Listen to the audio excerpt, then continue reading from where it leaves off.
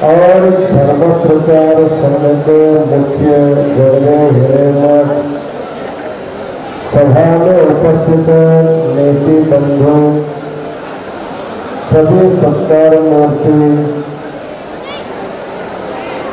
इस समारोह में आए हुए तेलंगाना और आंध्र प्रदेश के समस्त सद्भक्तगण और माताओं,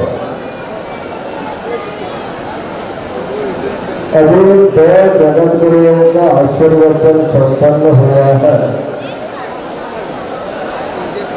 दोनों जगत गुरु महास्वामी जी अभी तक हुए युगमानोत्सव के बारे में चर्चा करते हुए महबूब नगर का युगमानोत्सव कार्यक्रम एक सुवर्ण अक्षरों में लिखने जैसे कार्यक्रम करके आशीर्वाद दिया है। इसके लिए महबूब नगर जिला के अध्यक्ष और समाज के समस्त सदस्यों को पंचाचार्यों का अनंत मंगलाशीर्वाद प्रदान करते हैं। भारत भूमि धर्म प्रधान भूमि है। यहाँ के सनातन धर्मों में वीरशैव लिंगायत धर्म भी एक प्रमुख धर्म माना जाता है। इस धर्म के वैशिष्ट्य के बारे में दोनों जगत गुरुओं ने अपना आशीर्वचन संदेश दिया है। सनातन वीरशैव लिंगायत धर्म समस्त मानव जाति का कल्याण करने वाला धर्म है। जब जगत गुरु पंचाचार्य भगवान शिव के आदेश के अनुसार भूलोक में अवतार ले रहे थे, उस समय भगवान शिव ने कहा, स्थापयिष्यथ भूलोके सर्वेषां हितकारकम्। आप पांचों जगत गुरु भारत के अलग अलग क्षेत्रों में अवतार लेकर के 5 राष्ट्रीय महापीठों की स्थापना करके उसके माध्यम से अष्टावरण, पंचाचार और शस्त्र सिद्धांतों को समस्त मानव जाति के लिए समान रूप से उपदेश देने का संदेश दिया। इसलिए वीरशैव धर्म का जो प्रमुख संस्कार है लिंग दीक्षा, उज्जैनी महास्वामी जी ने बताया। बाकी सभी धर्मों में जन्म के बाद जो संस्कार होते हैं, लेकिन सनातन वीरशैव धर्म में माता के गर्भ में 8 महीने का जब शिशु रहता है, उस शिशु को माता के गर्भ के ऊपर लिंग धारणा करके मंत्रोपदेश करके उनको संस्कारित किया जाता है। इसलिए वीरशैव लिंगायत जन्म के बाद वीरशैव लिंगायत नहीं होता है, लिंगायत हो करके वीरशैव धर्म उसका जन्म होता है। ऐसा श्रेष्ठ धर्म का संस्थापना करने वाले जगत गुरु पंचाचार्यों का जो ऋण है, उस ऋण से मुक्त होने के लिए विगत 10-15 सालों से तेलंगाना आंध्र में, पहले तेलंगाना आंध्र अलग नहीं था, तब से ये कार्यक्रम प्रारंभ हुआ है। ऋणानि त्रीण्यपाकृत्य मनोमोक्ष लिए हुए जीवात्मा के ऊपर 3 प्रकार के ऋण होते हैं। एक होता है देव ऋण, एक होता है गुरु ऋण, तीसरा होता है माता पिताओं का ऋण। भगवान शिव की कृपा से हमको मानव जन्म मिला है, इसलिए भगवान शिव का ऋण सबसे ऊपर रहता है। उस ऋण से मुक्त होने के लिए दीक्षा में प्राप्त इष्टलिंग को सदा गले में धारण करते हुए दिन में 1 बार 2 बार उसकी पूजा करके भगवान शिव के ऋण से मुक्त होना चाहिए। भगवान शिव ने कृपा किया, लेकिन माता पिता नहीं रहते तो हमारा जन्म होना मुश्किल था। इसलिए हमारे जन्म के लिए कारणीभूत हमारे जो माता पिता है उनको मातृदेवो भव पितृदेवो भव इस भावना से उनको भी भगवान के जैसे उनकी सेवा करके चित्त ऋण से सबको मुक्त होना चाहिए। उसके बाद सबसे बड़ा ऋण होता है गुरु का। भगवान की कृपा हुई है, माता पिताओं की कृपा हमारा जन्म से होगा, लेकिन जन्म के बाद समय समय पर संस्कार करने वाला गर्भलिंग दीक्षा है, जन्मलिंग दीक्षा है, चरण कर्म दीक्षा है, अन्नप्राशन दीक्षा संस्कार आदि अंत में अंत्येष्टि संस्कार करने वाले जो गुरु होता है उसका सबसे बड़ा होता है। हमारे गुरु के गुरु जैसे पंचाचरण करें समस्त मानव समझते हो करें। हम लोग जगत गुरु पंचाचरण का योग समस्त मानव जाति को गुरु से मुक्त होने के लिए हम लोग करते आए हैं।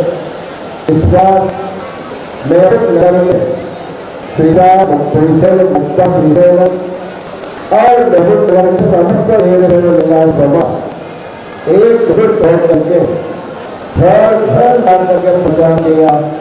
पूरे प्रदेश में प्रचार करने का है। इस बार इतनी संख्या में भक्त लोग एकत्रित होकर सभी भक्त लोगों को संतोष प्रदान किया है। इसलिए नेहरू नगर के समस्त निकाय समाज को अनंत आशीर्वाद प्रदान करते हैं। एक खुशी की बात हमारे जगत को कराया है। अगले बार योगोत्सव चाहे तेलंगाना हो चाहे आंध्र में जहाँ भी होगा उस समय 5 जगत को आपको उपस्थित होकर के आशीर्वाद देने वाला है। इसका एक शुभ संकेत अभी मिल गया। अभी आने वाले 21 और 22 जुलाई को कर्नाटक के सुप्रसिद्ध नगरी दावणगेरे में जगतगुरु पंचाचार्यों का और अखिल भारतीय समस्त सेवाचार्यों का एक बहुत बड़ा शिखर सम्मेलन ब्रह्मपुरी जगतगुरु महास्वामी जी के संकल्प से संपन्न होने जा रहा है। जगतगुरु पंचाचार्यों का अष्टपाद्य महोत्सव और संत सभा होते रहेंगे। ऐसे हम आप सब लोगों को बताते हुए संतोष होता है। दावणगेरे नगर में होने वाले पंचाचार्यों का और शिवाचार्यों का शिखर सम्मेलन में भाग लेने के लिए यहाँ तेलंगाना आंध्र के सभी शिवाचार्यों को उपस्थित होना है। जिनमें यहाँ समाज के संघर्ष है तो सभी लोग आ रहेंगे। अगले रोमनों को आंदोलन अभी सब लोग दे सकते ऐसे सुविधान प्रदान करते हुए इस समय हमारे निधन व्रतों महासंघ आपके मातृभाषा में तेलुगु भाषा में अपना आशीर्वाद प्रदान करेंगे। उसके बाद संस्कार होगा। सब अंत में सभी लोगों के लिए पंचाचार्यों का दर्शन होगा।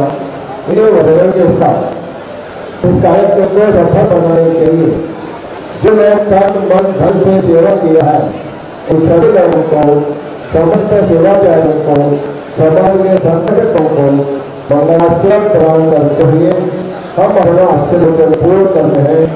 ओम शांति शांति शांति। महाराज की चंद्रशेखर शिवाचार्य महाराज की इपे विच्छिन्नటువంటి జైరా పార్లమెంట్ సభ్యులు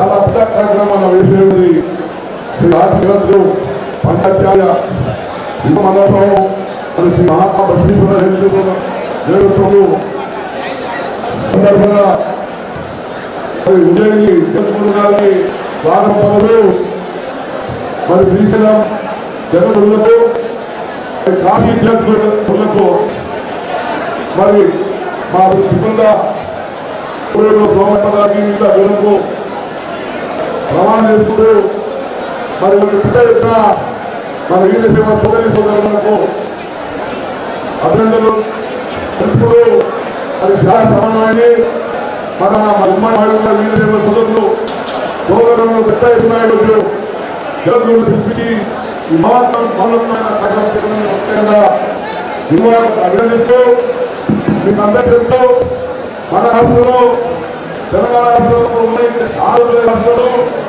మరి వీరసేవుడు వీరసేవుడు మరి 2009లో మన బీజీలో తిరిగించాము. రాజశేఖర గారు ముఖ్యమంత్రిగా ఉన్నప్పుడు మరి శాసనసభలో ఉన్నప్పుడు వారి మరి ఆనాడు మనం వీరసేవుడు రికార్డు ఓసీలో రావడం జరిగింది. దాని తర్వాత గత 16 సంవత్సరాలు నిరంతరం పోరాడుతున్నాం. చంద్రంలో ఓసీలో వీరసేవుడు రికార్డు రావాలి.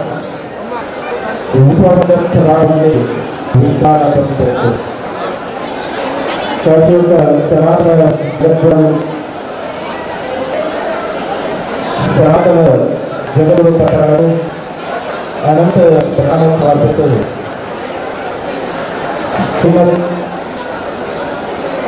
అది జగదుడు పచాచార్య విమానోత్సవం అలాగే మాతా బసవేశ్వర జయంతోత్సవం ఈ సందర్భంగా మహబూబ్ నగర్లో ఈరోజు ఈ యొక్క విమానోత్సవ సందర్భంగా వ్యాపీక మీద సింహాసనంలోని మనందరికీ దర్శన ఆశీర్వాదం ఇస్తున్నటువంటి శ్రీమద్ ఉజ్జయ జగదులు శ్రీమద్ శ్రీశైల జగదులు శ్రీమద్ ఆది జైత జగదులు వారికి చరణాలకు అనంత ప్రణామం సమర్పిస్తూ ఈ యొక్క వేదికమైన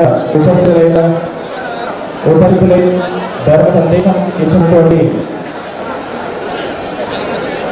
తీసుకొని శ్రీవారు అలానే లక్ష్మీ మీద ఉపస్థితులైన కనకపల్లి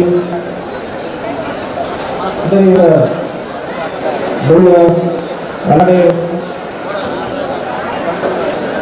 ఈ వ్యాసంగంలో వస్తున్న శివయుస్తమైన అన్ని సంవత్సరాలు అట్లా ఈ వ్యాసంగ మీద వచ్చి కాబట్టి ధర్మశ్రేష్ నుంచి నిర్ణయిన ఎంపీ డికే రమణ గారు అలాగే వ్యాసంగ మీద ఇప్పుడే వచ్చి తన ధర్మశ్రేష్ ఇచ్చినటువంటి సురేష్ శేఖర్ గారు అలాగే ఎల్ఏ శ్రీనివాసరెడ్డి గారు ఇంకా వ్యాపకంగా ఉపస్థితమైన ఈ కార్యక్రమం ఈ కార్యక్రమానికి నేర్చుకోవడము బొక్క శ్రీనివాస్ గారు అలాగే వాళ్ళ యొక్క తండము అలాగే యొక్క కార్యక్రమానికి అధ్యక్షుడు మన పెద్ద వెంకట గారు అలాగే వేరేగా వచ్చిన అన్ని భక్తులు గారు అన్ని తల్లి గారు అట్లే ఈ ఒక సభ పెద్ద సూత్ర సంచారం చేసినటువంటి లలిత శాస్త్రులు కానీ వేరే శాస్త్రీయులు ఉన్నాము. అట్లే పత్రిక మాత్రం చాలా సేవించి కార్యక్రమం జరుగుతున్నది మనకు కూడా తెలుసు. మీకు కూడా దగ్గర 3 ఏళ్ళ పైన అయింది. ఇప్పుడు 3 టైం అవుతున్నారు. మేము కూడా సహా అంటే ఎంత సివిక్ గా కూర్చోవాలి, బాగా దర్శనం విచారాలు గురాలు జరుగుతున్న మీ యొక్క మనసులో సంశయం ఉంటుంది. కానీ మీ అందరికీ దర్శనం ఇచ్చి ఉంటాము. మీరు అందరికీ లోకల్ వారే ఉంటారు, ఎక్కువ లోకల్ వారే ఉన్నారు. ఇక్కడ బైబిల్ నగర్ చిప్పటి నుంచి పల్లెటూరు నుంచి వచ్చినటువంటి భక్తులు కూడా ఉన్నారు. మీ అందరికీ వాహన వ్యవస్థ కూడా ఉంటారు. అందరూ ఈ యొక్క యుగమహోత్సవం మనం ఎందుకు చేస్తున్నాము, ఈ యుగమహోత్సవం ఒక మహత్వం ఏమి, మనం ఎందుకు చేయాలి, ఇవన్నీ ఇప్పుడు జగదుడు మీకు అందరికీ చెప్పినారు. కానీ ఏ భాషలో చెప్పినారు, కొంతమంది అర్థం అవ్వనట్టుంది, కొంతమంది అర్థం అవ్వలేదు లేదు. కానీ ఈ యుగమహోత్సవం మనందరూ మన పిల్లలు ఒక పుట్టినరోజు చేసుకుంటుంటాం, ఒక పెళ్లి రోజు కూడా చేసుకుంటాం. అందరూ ఒక ఆ పెళ్లి రోజుకి విశేషం అంటే 12 సంవత్సరం అయిన తర్వాత అదొక కుంభమహోత్సవం అంటే చేస్తారు. అట్లానే ఆ ఒక పెళ్లి రోజు 20 సంవత్సరం అయిన తర్వాత రజతోత్సవం అంటే చేస్తారు. అలాంటి ఒక 50 సంవత్సరం అయిన తర్వాత సువర్ణోత్సవం ఇట్లా చేస్తూ మనం పోతుంటాం. కానీ ఈ విమానోత్సవము ఇంకోటి ఇక ఆంధ్రప్రదేశ్లో తెలంగాణలో ఉభయ యొక్క పండుగ రోజులు పంచాంగ శ్రవణం అయిన తర్వాత ఆ పంచాంగ శ్రవణం ఎక్కడ ఏర్పడిస్తుంటారో అది ఒక కార్యక్రమం చేస్తారు. ఏమంటే అందరి పేరు అంటే ఆ కార్యక్రమం వచ్చినటువంటి అందరి పేరు రాసి ఒక చిట్టీలో రాస్తారు. ఆ చిట్టీలో మహిళా పేరు ఉంటుంది, పురుష పేరు కూడా ఉంటాయి. ఆ పేరు వేసి ఒక డబ్బలు వేసి ఒక చిన్న పిల్లలు పిలిచి దాన్ని తీయంటారు. ఏవి ఆ గురించి పెట్టి ఉంటారు, ఆయన చిట్టి అంటారు. ఆ చిట్టి తీసేసి ఆ ఎవరి పేరు వస్తుంది, అక్కడ స్త్రీ పేరు కూడా రావచ్చు, పురుష పేరు కూడా రావచ్చు. కానీ ఎవరి పేరు వచ్చింది ఆ పేరు మీద అది యువ పురుష అంటే ఈ ఒక సంవత్సరం పురుషుడు ఒక స్త్రీ అంటే మనం పిలిచి ఏదో ఒక పుట్టము ఏదో ఒక సంస్కారం చేద్దాం. ఇది ఇక ఆంధ్రప్రదేశ్లో మేము కాలేజీ కూడా చేశాం. అలానే ఎందుకంటే యుగాది ఆది ఉంటుంది మనకి, ఆ యుగాది ఒక పురుషుడు రావచ్చు స్త్రీ రావచ్చు, ఆ పేరు వచ్చింది కాబట్టి యువ పురుష స్త్రీ అంటే పిస్తాం. అట్లానే మన యొక్క వీరశైవ ధర్మాన్ని ఈ భూలోకంలో ఆ పరమాత్మ యొక్క ఆదేశం తీసుకుని ఆయన యొక్క ఆదేశం అనుసారము ఇక్కడ ఈ భూలోకంలో వచ్చి ఈ శివగడలు ఒకరేగా అంటే పంచపీఠాశ్వరుడు వీరావతి మృగే రూపస్థ ఈ ఒక పంచగోత్ర విషయాలు ఇక్కడ వస్తారు. అట్లనే ఆది జగద్గురు పంచపీఠాల యొక్క ఆచార్యులు ప్రతి ఒక్క యుగంలో ఒక పేరుతో ఈ యొక్క యుగంలో అవతరించి ఎట్లా ఈ యొక్క శ్రీకృష్ణ పరమాత్ముడు దశావతారం తీసుకున్నాడు. అట్లనే మన వీరశైవ ధర్మంలో ప్రతి ఒక్క యుగాన్ని ఒక్కొక్క పేరుతో ఈ యొక్క పృథ్వీ లోకం మీద ఈ లోకం మీద ఈ మృతులోకం మీద వచ్చి ఈ వీరశైవ ధర్మము శివ ఆదేశం తీసుకుని ఇక్కడ స్థాపించారు. అన్ని ఆ ధర్మాన్ని కొంతమంది శరణులు దాంట్లో అంటే ఇది మన వీరశైవ ధర్మను సంసారం చేస్తూ ఈ యొక్క ధర్మం ప్రచార ప్రసారము శరణులు చేశారు. ఆ శరణు యొక్క నాయకుడైన బసవేశ్వరుడు ఆయన పుట్టింది ఈ యొక్క కర్ణాటక ప్రాంతంలో పుట్టారు. ఆయన మూల బ్రాహ్మణ సంప్రదాయం పుట్టారు. తర్వాత ఆ బ్రాహ్మణ సంప్రదాయం ఇప్పుడు శ్రీశైలం చెప్పినటువంటి అంటే కొన్ని ధర్మాలు కొన్ని సంస్కారాలు కొంతమంది చేస్తారు, కొంతమంది చేయరు. అంటే స్త్రీ పురుష భేదం కూడా ఉంటుంది, కొంతమంది ఇంకా కూడా ఉన్నారు. అటువంటి ఈ యొక్క బ్రాహ్మణ సంప్రదాయము ఇప్పుడు కూడా స్త్రీ యొక్క సంస్కారము అంటే ఎక్కువ సంస్కారం ఉండదు, అది పురుషుడికే చేస్తాడు. అంటే పురుషుడికి ఆ 8 సంవత్సరాలు ఈ యొక్క యజ్ఞోపేత సంస్కారం చేస్తారు. అప్పుడు పెళ్లి ఒక పురుషుడు అప్పుడు ఆ పిడ మీద ఒక అంటే పిడ మీద యజ్ఞోపేత కూడా ఆ పురుషుడి మీద వేస్తారు. అంటే ఒక ఫస్ట్ 3 ఎడి ఉంటాయి, అంటే 3 దాడ ఉంటాయి యజ్ఞోపేత. తర్వాత పెళ్ళిన తర్వాత 3 డబల్ అవుతాయి, ఎంత అవుతాయి 6 సూక్తము ఆ పురుషుడికి వేశారు. అంటే ఆ స్త్రీకి సంస్కారం ఉండదు, ఆ సంస్కారం నీకేస్తాము, నీ యొక్క సంస్కారం వల్ల ఆ స్త్రీ కూడా అధికారం పొందుతుంది. ఆ స్త్రీ కూడా మీరు ఆ ధర్మంలో కొంత అధికారం ఇవ్వాలంటే ఆ ఒక్క ధర్మంలో ఆ ఒక్క సమాజంలో చెప్తున్నారు కూడా నడుస్తారు. ఈ అని చూసి ఆ యొక్క ప్రతిష్టలు ఏమంటే ఇది కాదు, మనకి ఈ యొక్క ధర్మం పూర్ణంగా కనిపించలేదు. మనం ఏది పూర్ణంగా అక్కడ వెళ్తారంటే అక్కడి నుంచి ఇంటించి 8 సంవత్సరం ఉన్నప్పుడే అంటే చిన్న పిల్లలు ఉన్నప్పుడే బయట వచ్చేసాడు. బయట వచ్చేసి ఈ యొక్క కూడల సంఘంలో ఈ యొక్క అక్కడి జాతవేదం అంటే సారంగఠనం ఉంది. ఆ సారంగఠనం అంటే అది ఉజ్జయిని శాపం. ఆ మఠంలో అక్కడ వచ్చి అక్కడైతే దగ్గరనే ఆయన జన్మస్థలం. కాబట్టి అక్కడ వస్తాడు. అక్కడ వచ్చి ఈ మన వీరశైవ ధర్మాన్ని ఒక ఆచారం అన్ని చూస్తాడు, ఆ సంస్కారం చూశాడు. తర్వాత ఈ యొక్క నేను సొంతగా వచ్చారు కూడా రాశారు. నేను పుట్టినప్పుడు శైవం తర్వాత వీరశైవం అది అయిన ఇదొక వచ్చారు కూడా రాసినట్టు మనకు అనిపిస్తుంది. ఈ అన్ని చూస్తే వీరశైవ ధర్మము ఇది సనాతనమైన ధర్మము. అట్లానే మనం అందరూ సనాతన ధర్మాలు అంటే మన హైందవ ధర్మానికి చెందిన వాళ్ళు. మేమంతా మూడు అంటే మన హైందవ ధర్మం, హైందవ అంటే అది సనాతన ధర్మం. అంటే ఇక్కడ స్థానం వచ్చి హిందుస్థానం కాబట్టి హైందవ ధర్మం అంటారు. అట్లాగే ఆ ధర్మానికి మన అది పెద్ద వృక్ష లాంటిది, అంటే పెద్ద వృక్షం లాంటిది. ఆ వృక్షం యొక్క శాఖం మన వీరశైవ ధర్మం అంటే మనం చెప్పాలి. అంటే ఈ వీరశైవ ధర్మం మనం ఇది ఆ ఒక ధర్మం ఒక నిర్మాణోత్సవం అంటే ఆదిజగతంలో ఈ నిర్మాణోత్సవం ఈ రోజు ఈ మహిమ నగరు చేస్తున్నారు. ఈ యొక్క మహిమ నగర్లో మనము నిన్న వచ్చి ఈ రోజు ఇక్కడ కొన్ని ఆచరణలను మేము చూశారు. జగత్ వాళ్ళకి చూసారో లేదు తెలియదు, కానీ నీ యొక్క ఆచరణ ఇక్కడ చూసాను. ఏ ఆచరణ అంటే ఇక్కడ పెద్దవాళ్ళకి కూడా లింగం ఉంది, మెడ లింగం వేసుకున్నారు, చిన్నవాళ్ళకి కూడా లింగం వేసుకున్నారు. కానీ పెద్దవాళ్ళ లింగం చిన్నది, చిన్న లింగం పెద్దది. ఇదొక ఆచారం.